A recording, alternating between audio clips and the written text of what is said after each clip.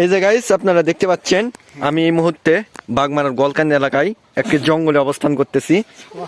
সুদামের পানের বরজের আশেপাশেই সুদাম তার বরজের পাগারে এসে এই যে কিছু ঘাস লতা পাতা কেটে নিয়ে গেছে ছাগলে কে খাওয়াবে। এই যে আমার ভাগিনা আছে আতাম, তো লজ্জা পাইছে হয়তো বা কোনোদিন ক্যামেরার সামনে আসেনি। তো এগুলা কোথায় থেকে কাটা হইলো আর নিয়ে যাবেন কোথায়? এখানে ছাগলের জন্য। ও ছাগলের জন্য, ছাগল এগুলা খাবে। এগুলা কি লাগানো হয়েছিল নাকি এমনি এমনি প্রাকৃতিক থেকেই হয়েছে? হ্যাঁ লাগাইছিলাম, ওই যে আষাঢ় মাসে বৃষ্টি টিষ্টি হয় ওই সেই সময় লাগানে। ও ডাল কেটে কেটে লাগানে, ডাল কাটে কাটে। এগুলো তো ডাল আমি দেখছি না, এগুলো তো পাতা। তো ডাল হবে না, কাটে মানে যেগুলো আগে লাগাইছে ওগুলা কাটা ফেলাই দিছি। ও কাটা ফেলাই দিছে, এখন থুপ হয়েছে।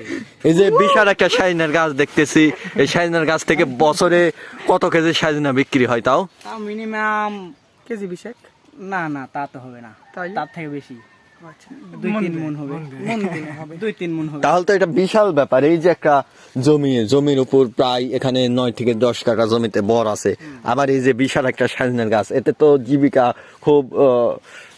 খুব সুন্দরভাবে তো নির্বাহ হয়। তা তো হয়। তার পাশে আবার পাগারে এত সুন্দরভাবে ঘাস লতা পাতা লাগিয়ে ছাগলেরও জীবিকা নির্বাহ হচ্ছে এখান থেকে, মানে একটা বিশাল ব্যাপার।